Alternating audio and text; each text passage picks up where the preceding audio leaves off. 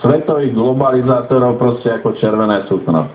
Máme vládu, ktorá ani jedna súčasť tejto vlády, vládnej koalície, nechcela slovenský štát. Nechcela. Radičová jednoznačne na čele Serešovej nadácie rozprávala doslovne do písmena o samostatnej Slovenskej republike ako o niečom nepriateľnom.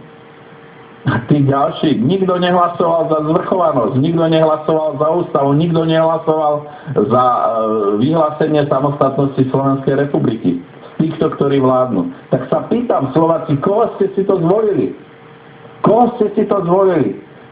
SAS ste si zvolili, čo vám oni doniesli, alebo čo vám donesú. To, že budú tu homosexuálne manželstva, to, že budú používanie marihuany bude normálnym, bežným, netrestným činom. Toto sme chceli, toto ste chceli. Tak to tu máte. A teraz všetci plačeme, že krkajú všetci od hladu. Lipšic tu chce naháňať veľké biele goliere a všelijakých zločincov. Nech sa pozrie do svojich radov najskôr. Nech sa pozrie na svojho maďarského prezidenta policajného zboru. Možno to nie je ten hlavný biely golier. Nech hľada najskôr medzi svojimi kumpanmi a potom nech hľada medzi tými ostatnými.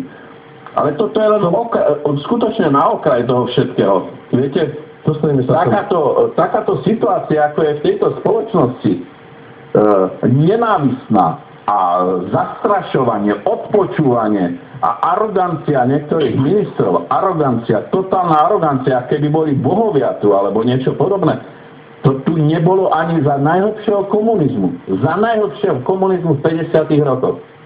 Keď počúvame tieto vaše myšlienky, pán predseda, napísme to taká provokacierská otázka. Je vlastne Slovenská republika slovenská?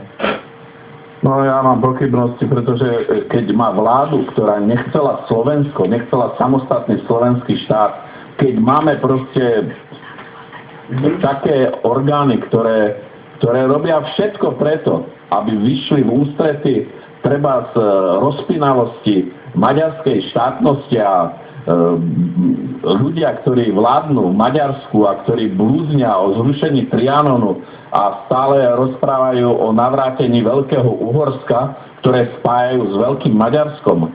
A táto vláda v podstate nerobí skoro nič. Minister zahraničných vecí povie takú sprostosť, že nikdy Slovenská republika nemala takú dobrú spoluprácu s Maďarskom, ako je teraz. No Kristove rany idú nás popraviť pomaličky, už pomaličky otvorene hovoria o nás, že veď ten Feldvidek si zobereme a on povie, že máme dobrú spoluprácu. Dnes som zachytil informáciu, že sa uvažuje, teda niektorí poslanci maďarskí uvažujú o znovu zavedení povinnej branej služby pre maďarských chlapcov ako vojenskej služby. Čo si o tom myslíte? Ja si myslím, že k tomu dôjde. A myslím, že nie som zlý prognostik, pretože toto, o čom teraz napríklad sa rozpráva v parlamente, treba aj z Smeru, ktorí zrazu sa zobudili ešte za obdobia, keď sme vládli spolu, tak pán predseda Fico chodil za Ďurčaním, kamaráti, podávali si ruky, socialisti na jednej strane hranice, socialisti na druhej strane hranice. A už vtedy sa pripravovalo všetko preto, aby skutočne zo zmluvy o dobrom susedskom a priateľskom vzťahu medzi Maďarskom a Slovenskom sa spravil kus toaletného papiera. Už vtedy. Lebo je to organizované a plánované. A z toho dôvodu chcem povedať jedno. Slovenská národná strana upozorňovala, že tento vývoj bude taký, aký je teraz v súčasnosti už pred 15 rokmi. Drahí diváci, pred 15 rokmi každý sa z nás vysmieval a obviňoval nás, aj mňa, aký som extrémista, nacionalista. A teraz sa dívame a čudujeme sa, že Orbán zrazu najväčší premiér Európy, podpredseda ľudovcov v Európskom parlamente, zrazu hovorí otvorene o tom, že v podstate Trianon neakceptuje, čiže tým pádom neakceptuje povojnové rozdelenie strednej Európy po prvej svetovej vojne. A sme doma, čiže ja nechcem, pán redaktor, zdôrazniť, že skutočne tak, jak sme prognozovali tento vývoj, ja hovorím jedno, že skutočne bude tá povinná základná vojenská služba v Maďarsku. Lebo Maďarsko sa chystá na vojnu. A to hovorím otvorene. A my, hlupáci, ktorí máme 3,5 vojaka bojaschopného, ešte z toho 2 dávame do Afganistanu alebo niekde na nejaké ďalšie misie. Máme jeden možno stíhačco bombardovací lietadlo, ktoré je ešte bojaschopné a chceme ešte aj to niekomu dávať. Čiže toto, čo sa tu deje, to je vyslovene sabotáž. Sabotáž voči slovenskej suverenite, voči slovenskému národu. Vráťme sa teda k tomu ešte volebnému právu pre nových Maďarov, ako to naznačuje pán predseda Orbán.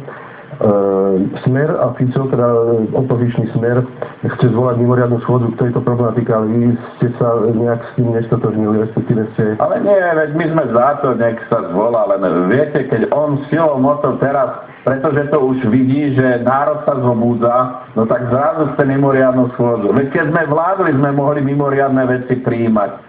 A sme x veci navrhovali, Slovenská národná strana. Už vtedy sme mali stiahnuť veľvyslanca z Budapešti. Už vtedy sme mali rozprávať o tom, aby slovenský jazyk bol jediný štátny a úradný jazyk na Slovensku, ktorý sa bude používať všade.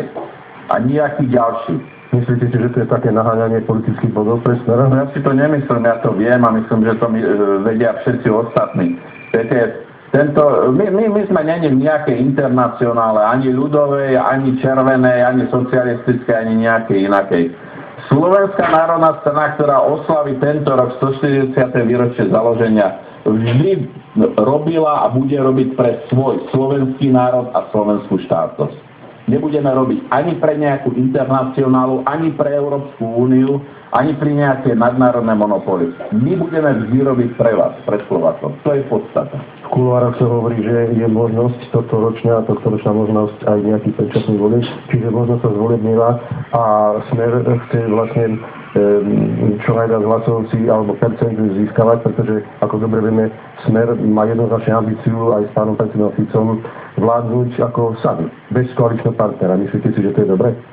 No vidíme, aké takéto vládnutie dopadlo v Maďarsku, kde má ústavnú väčšinu Fidesz a proste nepotrebujú nikoho k ničomu. A na druhej strane chcem samozrejme povedať jedno, že bolo by veľmi nebezpečné, aby tu vládol proste len jeden politický subjekt, pretože vždy aj ten najlepší zámysel, najlepšia myšlienka, keď je jediná, vždy sa postupom času zvrháva. Takže z tohoto hľadiska si vôbec nemyslím, že Smer by získal